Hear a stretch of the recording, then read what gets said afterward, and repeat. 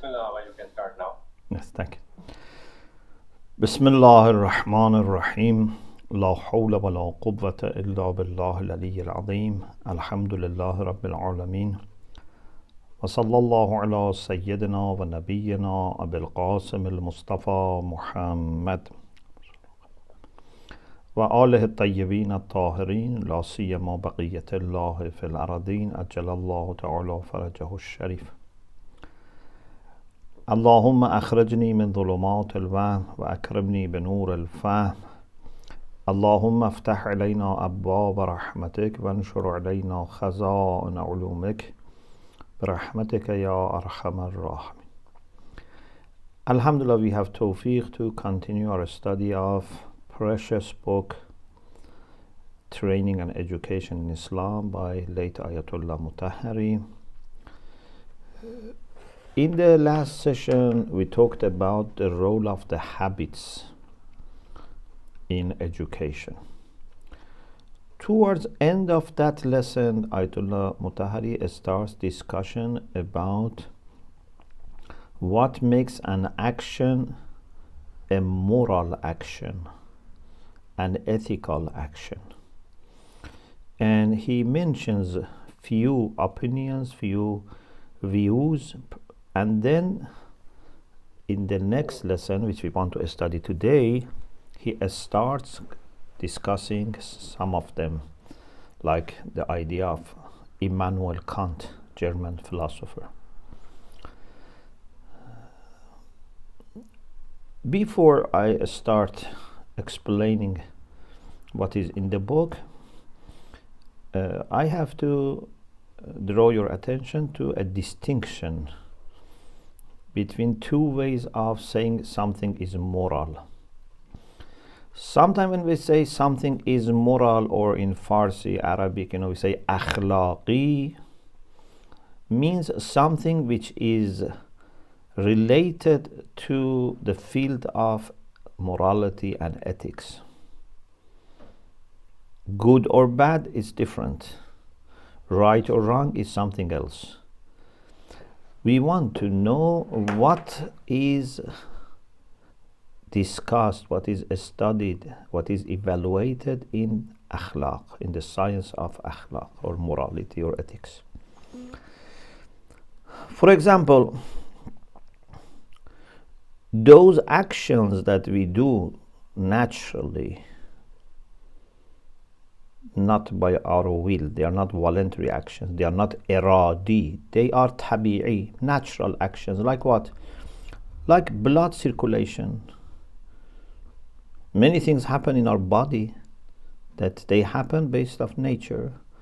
Or for example, our hair grows, our nails grow, our body to some extent grows, then goes to decline. These are not moral. In what sense? In the sense that they have no moral status, they have no moral significance. We don't discuss about them in Akhlaq because we don't have any role about them. What is moral in the sense that what is discussed in the science of Akhlaq must be something which is voluntary, which is iradi. Okay? So this is one question. And in English, when they want to say something is not related to the field of Akhlaq, they say amoral.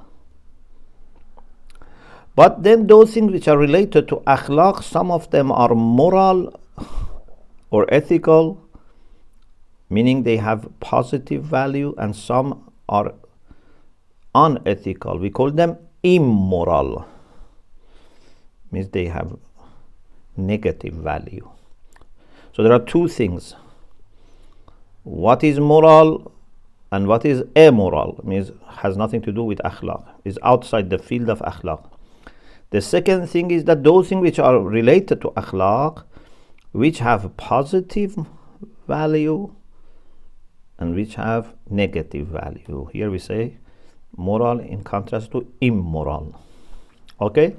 So now, the question is, what action should be studied in akhlaq, what is related, what is relevant, what is not, and then those which are discussed in akhlaq, we have to evaluate them. What makes an action morally right? What makes an action morally wrong? What makes an action morally good or morally bad? This is discussed in moral philosophy, and alhamdulillah, we have had some courses on moral philosophy. They are available on YouTube. You can watch them if you are interested. Now we try to limit our discussion to what is in the book here. So Ayatullah Mutahhari says, some people have said everything which is iradi, which is voluntary, is moral, but in the sense that related to akhlaq. But he says this is not enough, because maybe there are things which are iradi, but we may, for example, still not consider them as akhlaq. Like, for example, walking or talking. We do it with irada, but walking as such is not akhlaqi. For example, we will talk about this in more details later. He says some people may say if something has relation with others, an action which is geared towards others, this is akhlaqi, this is moral. But then he says maybe someone does something like mothers may do something for their children, but if they do it out of ghariza, out of instinct, out of their motherly nature, and not with intention of being ethical, then this may not be morally discussed. This can be just instinct. If, for example, a mother has no care about children of other people, and just by force of nature is taking care of her children, then that might not be moral. Of course, this is something that it needs lots of discussion. In my series on moral philosophy, we have talked about this, and the idea of self-love, and how I believe motherly love also is very ethical, or can be very ethical. But anyway, we don't want to go into that discussion. And then there are also actions which may be ethical and have nothing to do with others. So if you say anything which has something to do with others is ethical, so we have two problems. One is that there are things that may be related to others and not ethical, natural, habitual. And there are things which are ethical but not related to others. You are alone, still you can be moral. For example, if you are a person who takes care of, for example, his or her time, talents, you don't waste your talents or time. This is ethical, but has nothing to do with others. Some people, like those people that we mentioned, that they are against the role of habits in education, they say everything which is done based on aql and irada, on reason and will, that is ethical. They limit it to this. Some people say that something which is done out of moral sense of responsibility with the power of conscience, it's ethical. Like Immanuel Kant. Kant has two parts in his philosophy. He has theoretical discussions and practical. Aql amali, aql nazari. When it comes to theoretical intellect, he has ideas which are very problematic many times. And he brought lots of doubts and lots of things. But he himself was a believer in God, and he believed very much in ethics, and he argued for the existence of God based on human conscience. If you study books on existence of God or books on philosophy of religion, they have an argument they call moral argument for existence of God.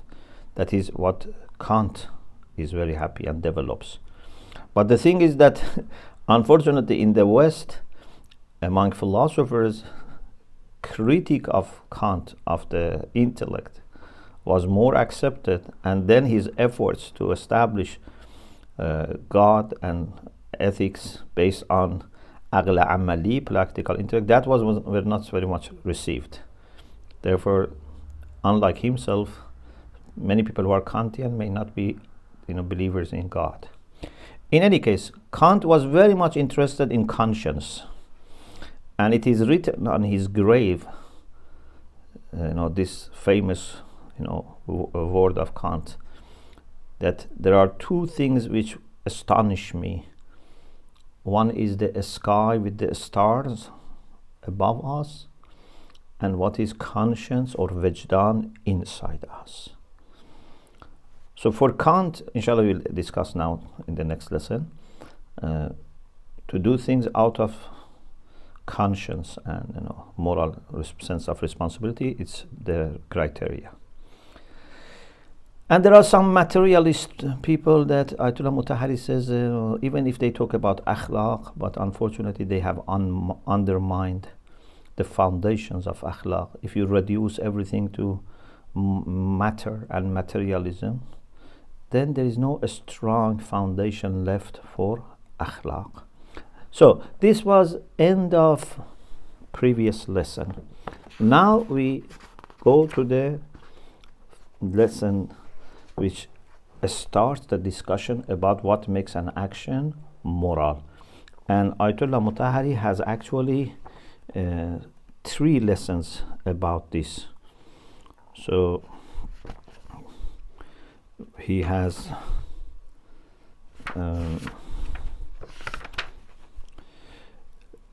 lesson 5 of the book, or session 5, because this was a series of his lectures. Lecture 5 or lesson 5, 6 and 7 are about this issue, and then session 8 or lesson 8 is about ethical relativism, and then he continues with other topics. So now we are discussing about the idea of what makes an action moral, first part, which is session 5 of Ayatullah Mutahhari's book. Before he starts the main discussion, he says that we have to distinguish between training and akhlaq, tarbiyat and akhlaq, training and morality, for example. Training or tarbiyat is general, is more general than akhlaq. We can use training even for training animals. For example, they may train a dog to be a dog, for example, for the farm or for hunting. They can train a pigeon to act as a messenger for taking messages. Training can be used for animals as well, but we don't use akhlaq for animals. Number 2, even for human beings, training does not necessarily involve moral values and virtues. Yeah, maybe they train someone to be, for example, actually very vicious. Maybe some, political, or I don't know, some kind of racist groups, some gangsters. They train their own members in order to be very arrogant, very vicious, very stubborn, very cruel. This can be also called training. Training, tarbiyah, as such, does not mean that they are doing something, in order to make people more virtuous, more righteous. Of course, when we say tarbiyah, we mean Islamic tarbiyah. We mean tarbiyah in the sense of, developing human virtues and godly virtues. But training or tarbiyah in general can be unethical actually, and can be ethical. But akhlaq is different. Akhlaq, morality, is always used for human beings only, not for animals, and also for upbringing or developing or safeguarding good traits of character and good actions. The science of akhlaq is for this way. Maybe some people, of course, then they want to develop their own akhlaq, but we don't normally call it akhlaq. For example, if criminals want to have their own, own professional ethics, if they really want to have ethics, they have to be virtuous. And if they want to use ethics for be more criminal, then we don't call it ethics, we don't call it akhlaq. But if they want to insist, then that's another usage, another terminology. So this is the first point, that the difference between akhlaq and training. Akhlaq is also different from acting according to just nature, Tarbiyat. Akhlaq is not against nature. We don't accept to act against it. There are some people, for example, who choose, to do some kind of exercises that would reduce, eating, sleeping, drinking, but to the extent that they may harm their body. Like some, we call them mortas. Some people who have very hard disciplines and they want to weaken their shahawat, but they go to the extreme. That is not what we accept. Akhlaq is different from acting according to nature, but should not be against nature. When you act according to nature, nature is the animal side of us, Tarbiyat. The physical animal side of us is our nature. Nature is different from Petra. Petra is exclusive to human beings. But natural actions like breathing, like eating, drinking, these kind of things, these are not yet at the level of akhlaq. So we have to raise above nature, but not by opposing and conflicting with nature. Rather to use nature for the sake of something higher, which is human. Now, let's go to the main discussion. Some theories about the criteria for an action being moral. The first theory is what he calls degardusti. We call it altruism. Altruism means that an action is only good if it helps others, it benefits others. If I benefit myself, they say, you are egoist. This is not akhlaq, you are benefiting yourself. But if you benefit others, you do something for the sake of others, they say, this is akhlaq. He says that this idea is not complete. Again, I say, if you want to know more about these theories and with a very systematic approach, you have to study moral philosophy, because here we are not studying moral philosophy, we are just referring to some discussions. In the courses on moral philosophy, we have explained this. So we say there are different attitudes towards akhlaq. One is to look at the outcomes of the actions. We call it teleo, not theolo, teleological view. Teleo comes from telos. Telos means end, ghaya. So these views, which are teleological, they say an action is good based on the outcome, the consequences. Then there are deontological views. We say an action is good based on moral duty. And then there is virtue ethics, which is revived especially in the 60s onwards. It's a return to the Aristotelian approach. People like Alistair McIntyre have revived this, and they pay more attention to virtues than actions, and action is good if it's suitable for a virtue and comes out of a virtue. So there are three major views, and then those who are teleological ethicists, they say that then those outcomes can be for yourself. Then you become egoist. Egoists say an action is good if it has good outcome for yourself. Altruists say an action is good if the outcomes are for others. And then universalists say for everyone. You are also included, but you're not only you. Others are also included, not excluding you. So then for everyone. If not for everyone, because it's difficult to do something which is good for everyone, then the greater number of people. And then these are divided about what is a good benefit or good outcome. Is it welfare? Is it pleasure? Is it tranquility? Is it nearness to God? Whatever.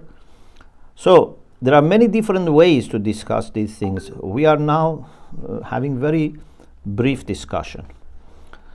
So altruists are those who believe in teleological approach. The outcome should be good, but they say for others. Okay? So Ayatullah Mutahhari says, what do you mean to do something good for others?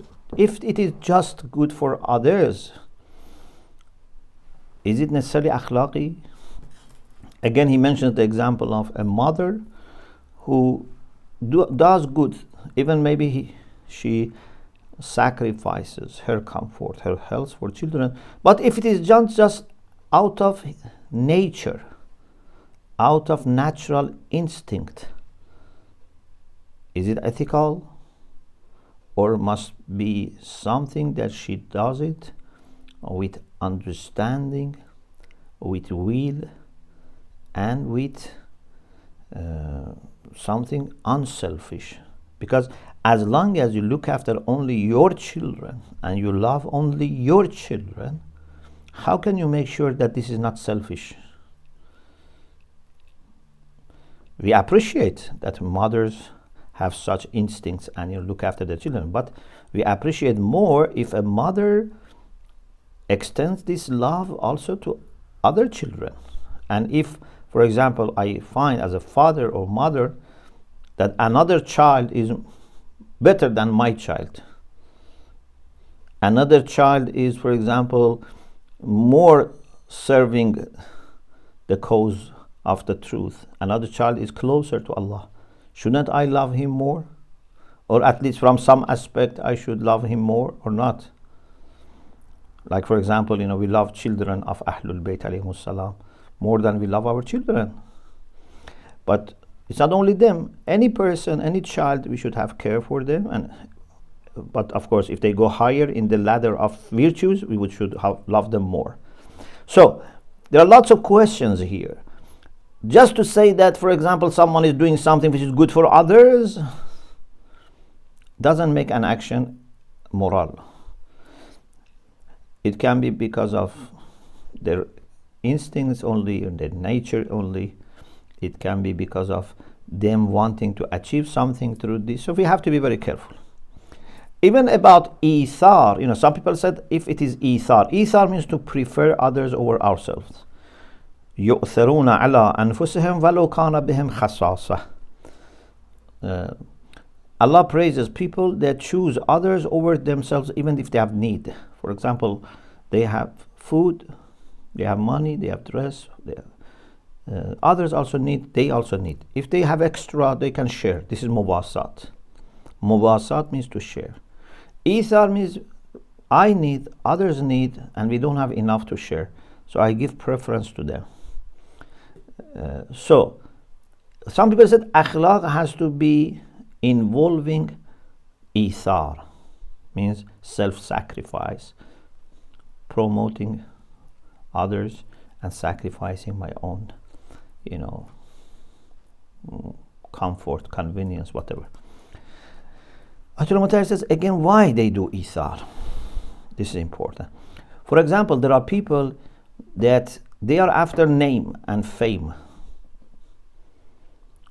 Some people who do things for others, for example, they try to help poor people, or they defend their own country, but they're after fame, or they are just after some nationalism or racism or tribalism. Why they do isar? There are people who are happy to die so that a good name remains from them, for example.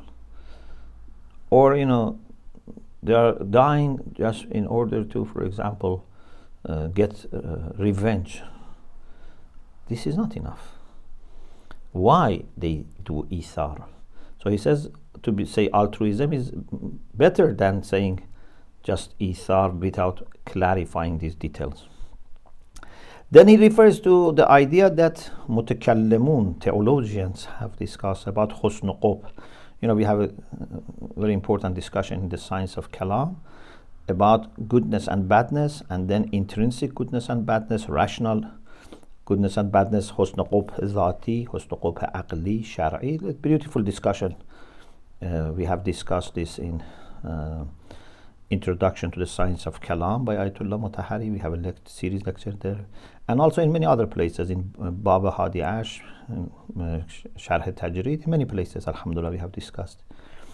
So according to theologians, especially we are talking about Shiite theologians and Mu'tazilites who are rational in their approach, they say there are actions that by their essence they are good, and there are actions that by their essence are bad, and there are actions that maybe by their essence they are neutral.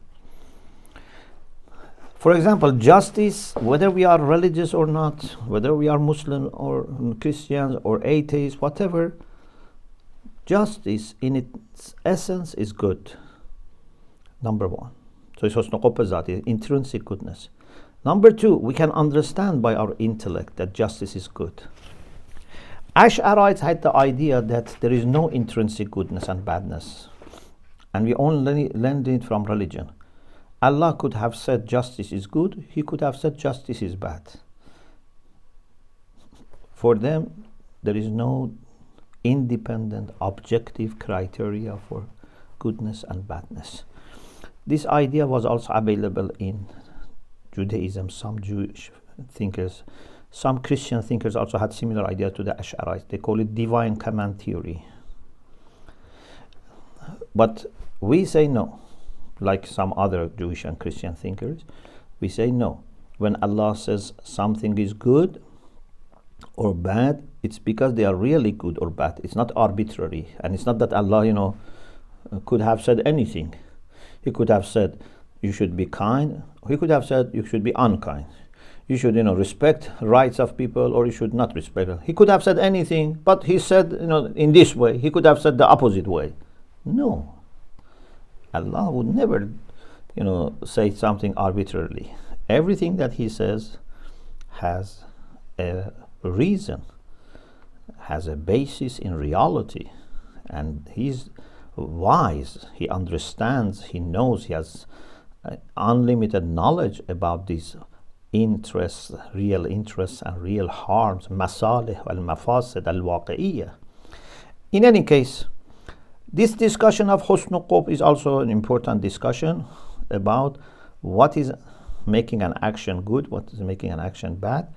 Although philosophers may have disagreements sometimes, but I think actually here is an area that is a good area to explore. And at this point, Ayatullah Mutahhari is very brief about this, but I hope inshallah in future we can explore it more. Especially we distinguish between two things, husn fi'li and husn fa'ili. This is not in the book, but please remember this point. One point is what makes an action good, what makes an action bad. For example, is abortion good or bad? Is telling truth good or bad? Is giving charity good or bad? It's about action. We have to make sure that we choose an action which is good in itself. But then we have also husn fa'ili. Just if an action is good is not enough to make your action ethical. Husn fa'ili is also important, means the agent also should have good approach. For example, suppose there are people who are really needy, they really need help, and I have money or food to give them, okay? So this action of giving them money or food is good action. But if I do it in order to show off, is this a good action? No. What is wrong? Giving money or food to them is not wrong. But there is no husn fa'ili. There is husn fa'ili. There's goodness in action, but not goodness in the agent. Because agent has no good intention. Or imagine if someone is drunk or is sleepy and doesn't understand what he's doing, and then gives some money. We say he has no attention. He's not conscious. There is no value. Like someone who is sleeping, and in the night, when he's sleeping, he says, give my money, give 50 pounds to this poor family neighboring us. But he's sleeping. In the dream he was talking. This has no ethical value because he didn't mean it. So there must be attention, there must be intention, then the intention must be good. And then based on ma'rifah, the value increases. Two people who do things with attention and sincere intention, but depending on their yaqeen, on their ma'rifah, the value can be very different. Two people say 2 rak'ah salah with sincerity, but how much ma'rifah they have, how much love they have, how much taqwa they have, makes the value very much different, how much presence of heart they have. So there are lots of things that in Islamic science of ethics we consider. Goodness of action, goodness of agent, and amal salih in the Quran is the one that has both. We don't call amal salih for any action which has one side only. For example, you have a very good intention, very sincere, but I give poison instead of medicine to someone. It's not amal salih. You give a poison by mistake, you think this medicine. Is this amal salih? No. You are not a qualified doctor and you prescribe something with all the sincerity. This is not amal salih. Or if you give a medicine, real medicine, but your intention is not good, this is not amal salih. Amal salih has to have good intention, goodness of the agent, plus goodness of action. Anyway, this is also one approach which is very important, but we may explore later. The other approach is the approach of Kant. Again, he a little bit talks about this here, that an action for Kant is moral if it is done out of moral sense of responsibility with your conscience. For example, a shopkeeper. Kant says if a shopkeeper sells good products with good price, with good services, good customer service, etc., this still doesn't mean that it is an ethical action. We have to see what's the reason. Does he give good price, good services in order to sell more, to have more customers, or it is done out of moral sense of responsibility?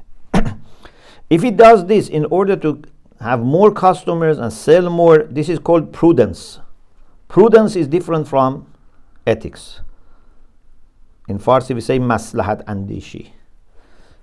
So you are just calculating what can be better for my business. Unfortunately, some people are short-sighted. They think that by cheating they can make more money. Some people are not short-sighted. They say, no, I have to be honest. I have to give good services. In the long term, I will have more customers. I can sell more. I can make more profit. Kant says this is not akhlaq. Akhlaq is that you are honest even if you know it's not going to change. Whether you are honest or not honest, you are not going to make any more money or less money. Or even you may know that you are going to make less money. Suppose market is so bad and people are so much in rush. They never go back to someone who is honest. They just want to buy quickly something.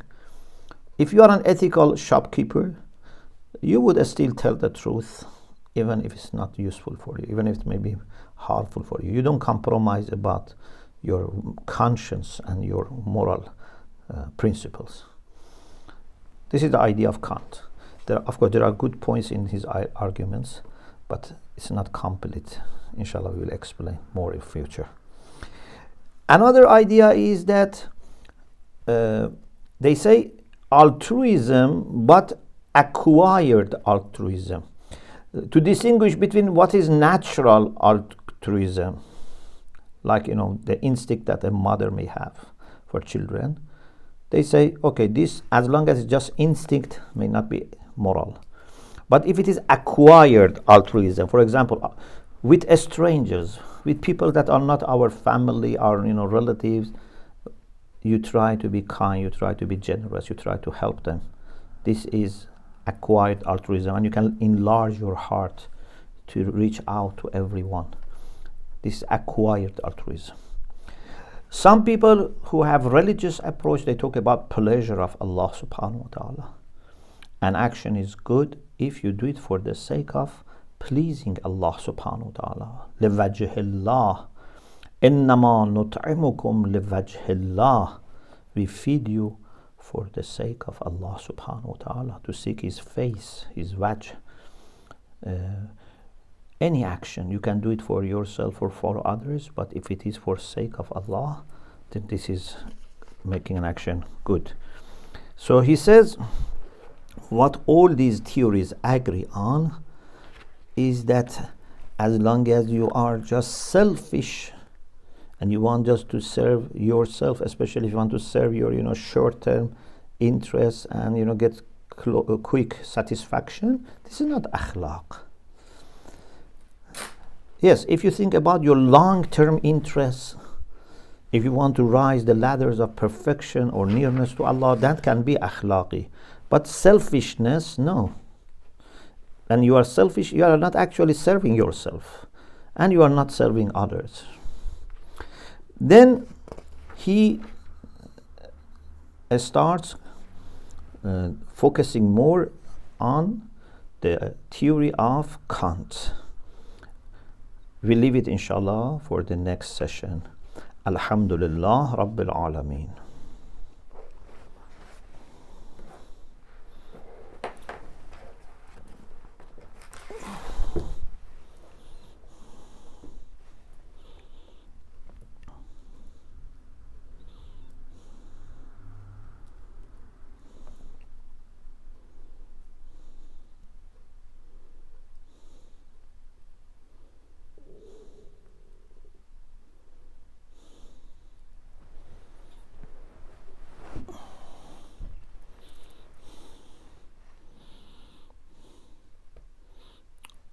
Are there questions, comments?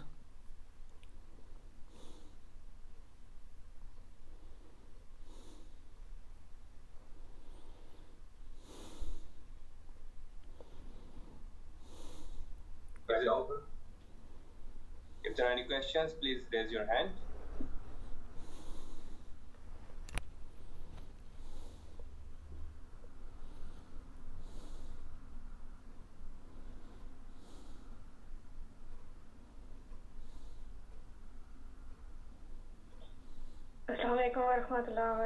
Alaykum as-salam wa rahmatullah. May Allah bless you, inshallah.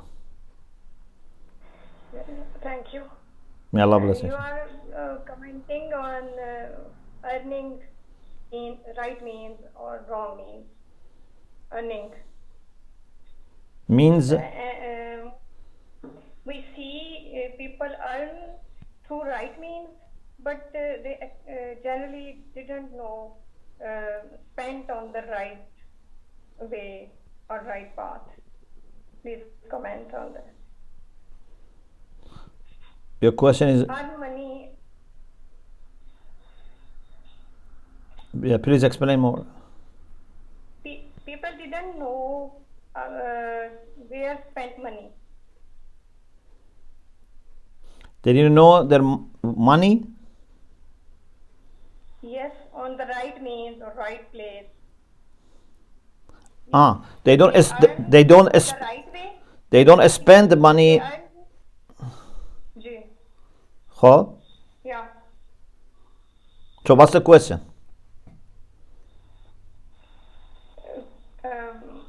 Comment on that point. Of course, we should earn money from right, ethical, religiously legitimate sources, and we should spend them also in right causes and also in balanced. So for example, sometimes where we spend is not legitimate at all, is not pleasing to Allah at all. Sometimes it is pleasing to Allah, but then we should not do it in excess. For example, you should be able to spend money for clothes, but you shouldn't do israf, buy clothes which are very expensive or very luxurious, or too many clothes that you don't need. You can spend on food, but not buying food which is harmful to your health, or too much food that is not good to eat, and also sometimes will be wasted. So legitimate cause, legitimate place, and up to also legitimate amount. Even for infaq, Quran says لا تبسط يدك كل البسط ولا تجعلها مغلولة إلى عنقك. When you want to give also charity, don't give too little, don't give too much so that you become bankrupt and you cannot look after your own needs and family.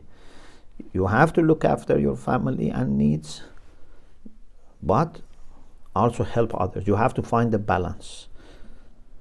If you lose your own financial stability and become dependent on others, this is not good. But also keep saving money, buying more houses, etc., and not helping others. This is not also good. So where we spend and how much we spend are important, both to be taken into consideration. Thanks for your question. Assalamu alaikum. Assalamu alaikum wa rahmatullah. My question is, like you were talking about, intentions and helping others also in a certain point. But if we have got a good intention for somebody and we are really not having a very detailed knowledge of, as we are also struggling in our life, and in a mature age, we got to know that we need to be consciously putting an effort for information regarding being. So if we wanted to help somebody who's in problem, they've got some financial problem, or there is somebody sick in their family, if we just give them a general suggestion regarding, reciting Dua Tawassal or reciting Ziyarat Ashur, something like that, which works for us, and we just give them a suggestion like, you should, we listen from one of the scholars in Majlis that you should recite this for God. So this is my first question. Is it okay? We are doing it with good intention because it works for us. We're just gonna give them a suggestion that you can recite it and it will work for you as well. So can we do it without having complete detailed knowledge of their stuff? Can we do it? Is it good? And second question is how important is mentorship in today's world, for personalized mentorship in today's world, where the scope of information is very open in the media? Even in the rules, when in dars and in lectures, we get information which is an open-ended information.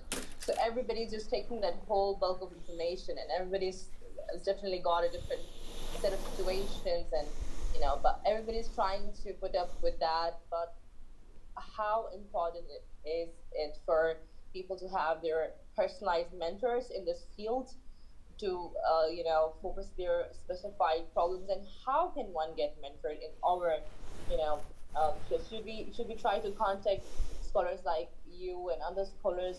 Should we check the personalized number? But of course you guys are busy in your life as well, so what kind of mentors should be in this field who can help us about our personalized life journeys? Thank you so much.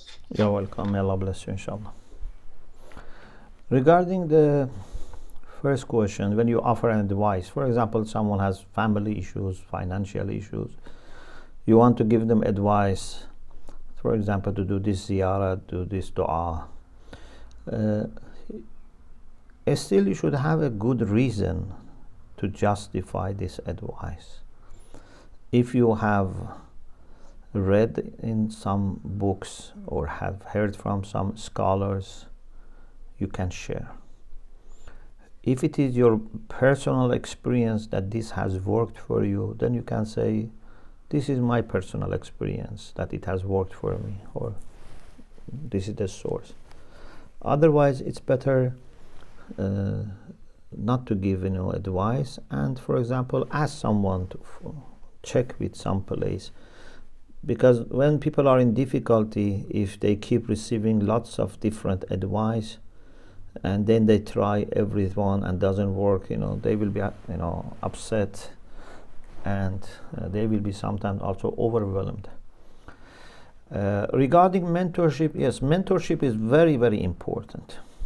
Part of it can be taken from general instructions. For example, in this age, how we as individuals and as community should follow the right path, how should we reach out.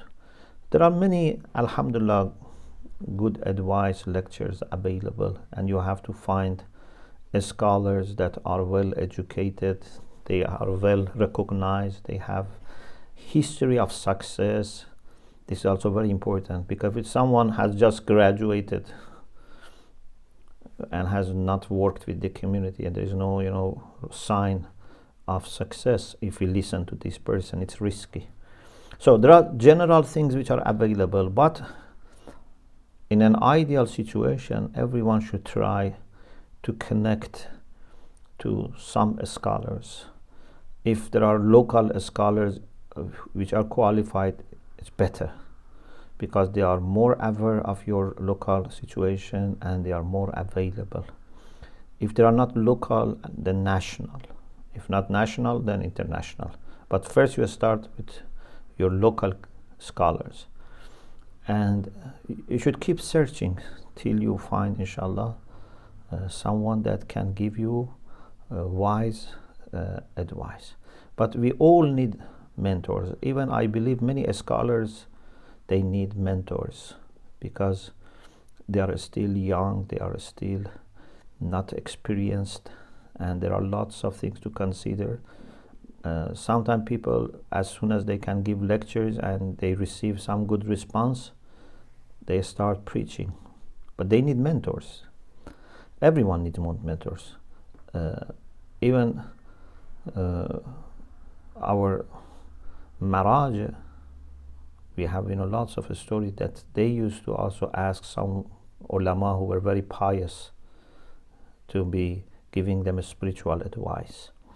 So we should always try to find people who are qualified and benefit from them as much as possible. Maybe one in a month, maybe one in a week, as much as possible, maybe one in 6 months.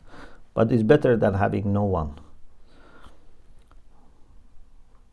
Thank you for your questions.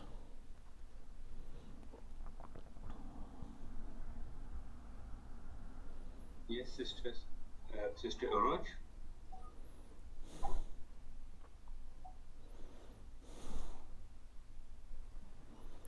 Dr. Javed. Maulana Sahab, Assalamu alaikum. Alaikum assalam wa rahmatullah. Maulana Sahab, I am calling from Pakistan. My name is Sayyid Mash- Jabir Hassan Rizvi. MashaAllah. May Allah. Yes, I have read in the Mufati and Nawaz Salihin that Khudawand Ta'ala fixed malaikas, especially on the Friday, on the Jumerat in Thursday after Maghrib, they instructed the malaika only write down the salawat, which is like a Bismillah Rahman Rahim, Allahumma salli ala Muhammadin wa ali Muhammadin wa ajil farajam. So I always recite like this. So one time somebody told me that please you should Shabbat Jummah read Alhamdulillah. So I said Alhamdulillah, Alhamdulillah. So once I reached 51 times, Alhamdulillah, somebody put, I was wake up at that time. Somebody put on my mouth one hand, so I feel somebody put hand. Just when I started salawat saying like this, Bismillah Rahman Rahim, Allahumma salli ala Muhammadin wa ali Muhammadin wa ajil farjam, the feeling of the hand finished. And one time I asked God, please show me who was here at that time when I was reciting Alhamdulillah. So same after 2 days I was reciting the same salawat. So one, all of a sudden one vibration, strong vibration created in my room. I was wake up and one in the waves of something like having some small beard, and he appeared on my face, and he was showing the hand, and then he immediately escaped that time. So then I realized I don't know who. Then I asked this Zaki Bhagari Sahab. Then I had the same question which I am telling you. So you please tell me this thing. And one thing more, I want to ask. It is in Surah Hamim Sajda, the ayat number 29. Most of the people, I ask what is the correct pronunciation of this ayat. They always say Zeen al-Lazina. Actually, it is little Zain al-Lazina. You can see 29 ayat of Surah Hamim Sajda. Thank you very much. Assalamu alaikum wa rahmatullah. There can be different explanations. I need to know your background, and there can be different physical, spiritual explanations for this. It's better to ask an alim that knows you and your background, your physical, spiritual, condition, to comment on what happened or what you felt. The ayah, your question is about the pronunciation? Yes, it was my pronunciation. Which? Surah 29. Surah 29, verse what? Which verse? Surah Ankabut? No, Surah Hamim Sajda, ayat number 29. So Surah 32. No, Surah Hamim Sajda, Surah number 41, Hamim Sajda, ayat number 29. Hamim Fussalat. Yeah, Hamim Sajda, yes. Which verse? 29th ayat. 29.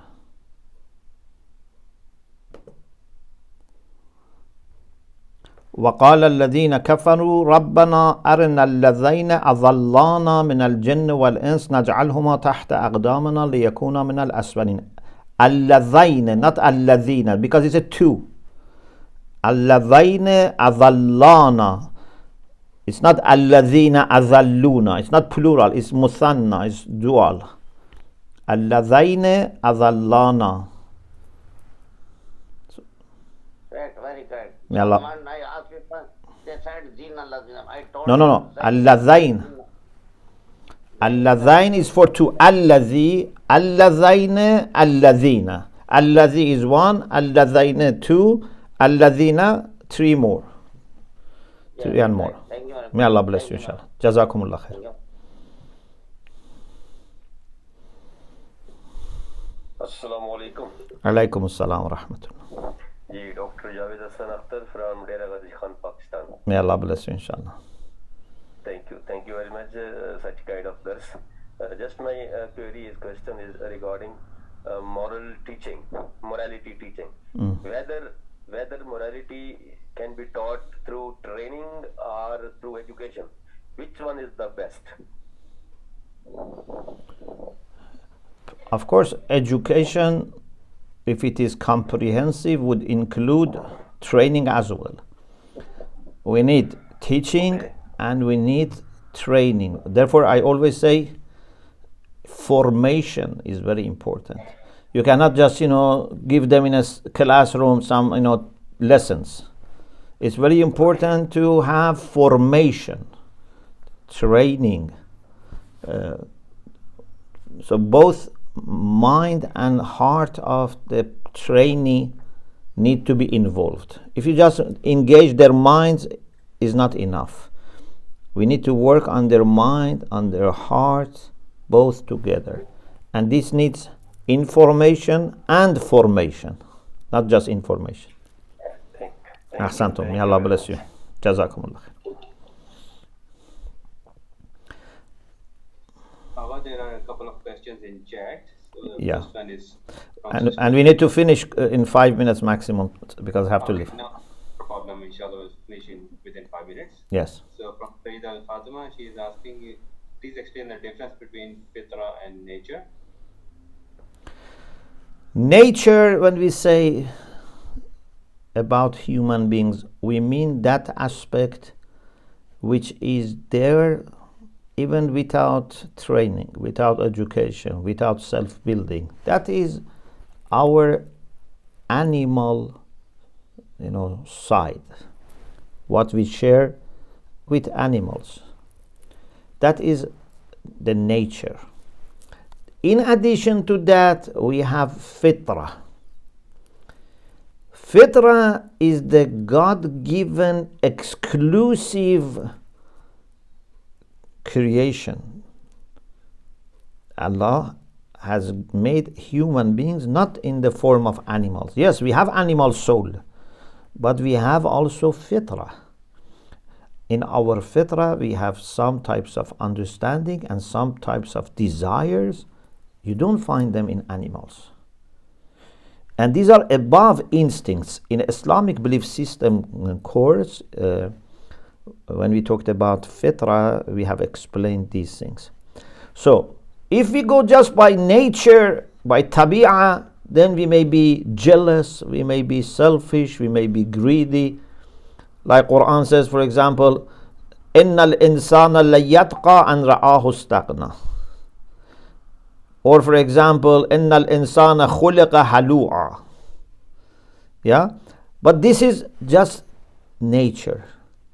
But if we follow our fitrah and act according to fitrah and aql, because fitrah and aql are in harmony with each other, then we are not greedy, we are not selfish, we are not jealous. So it's very important that we use our nature at the service of our fitrah and aql and religion. Otherwise, we do everything in order to just please our animalistic, part and desires.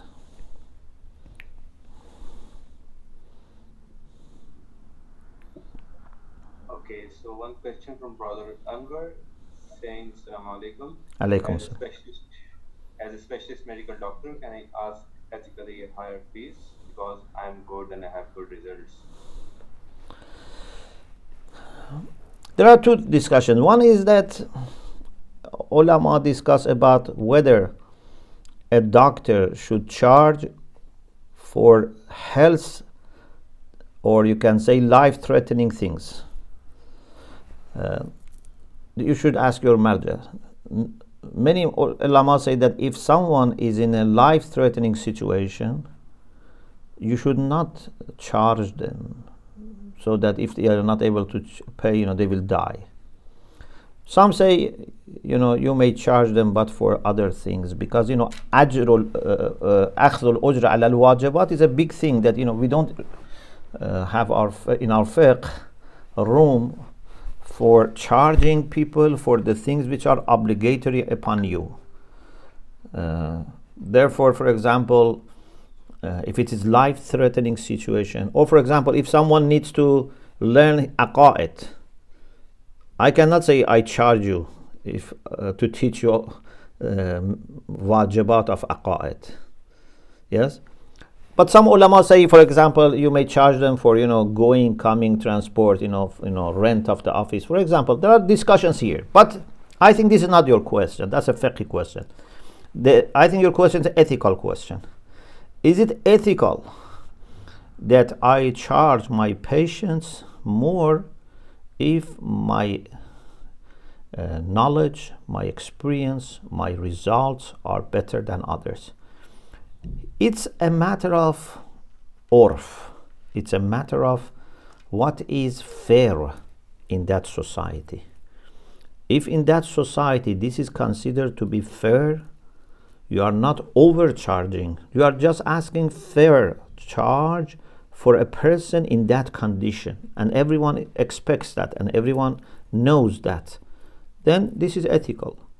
But if it is not fair, if people think you are misusing your situation and you are, overcharging, then it's not ethical. But always you have to be careful about people who cannot afford. So even if your charge is fair, but someone cannot afford, so it's not ethical to make it a condition and say, I don't help you unless you give me.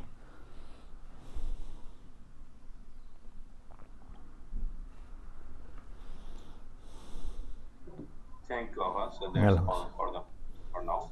Okay, jazakumullah khairan. So we end with quick dua of faraj, inshallah. بسم الله الرحمن الرحيم اللهم صل على محمد وآل محمد اللهم كل وليك الحجة ابن الحسن صلواتك عليه وعلى آبائه في هذه الساعة وفي كل ساعة وليا وحافظا وقائدا وناصرا ودليلا وعينا حتى تسكنه أرضك طوعا وتمتعه فيها طويلا اللهم اشف مرضانا اللهم ارحم موتانا اللهم اقض حوائجنا اللهم أد عنا الدين وأغننا من الفقر برحمتك يا أرحم الراحمين اللهم صل على محمد وآل محمد. May Allah be with you and support you and give you success in dunya and akhirah inshallah. التماس دعاء. Jazakallah. أحسنتم في أمان. Assalamu alaikum. السلام عليكم.